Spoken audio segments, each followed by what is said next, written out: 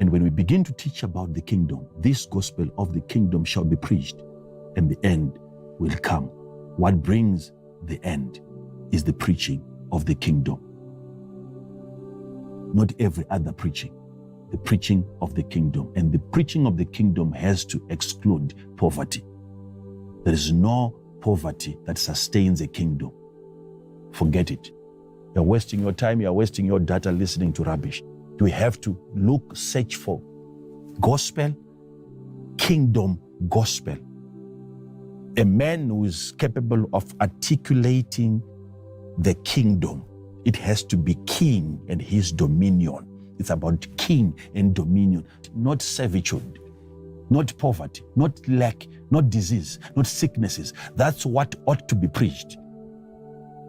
And it's not going to come anytime soon.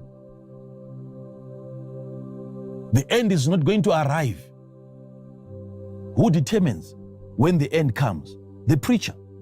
We have to select the right message. If it's about the kingdom, we are preparing people for what is now coming.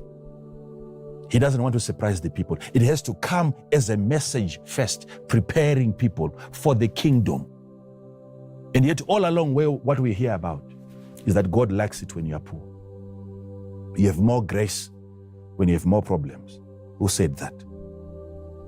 When the Bible talks about afflictions and persecutions, all those things are there in the Bible. How does God use poverty?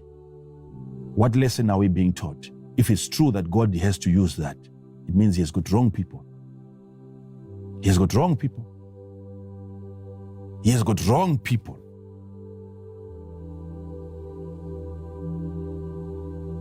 I've digged deeper into the life of Job, and I've showed you that the devil's mindset, he wants you poor so that you insult God. I told you this over and over again. It was not money that the devil brought to Job for Job to backslide. It was poverty. So that you understand how the devil thinks when he's making people poor. He knows by making them poor, it is God that they will insult.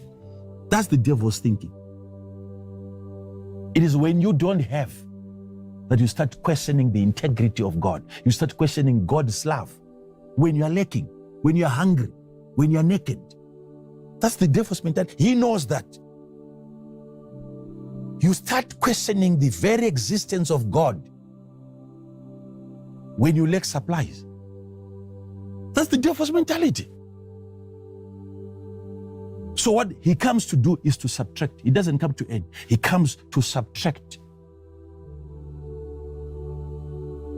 And he believes that as he keeps on subtracting, Job is going to insult God. He will mock you. He did not say give him more money, give him more houses, and he will insult you. You see the way you think. The devil is even smarter than you.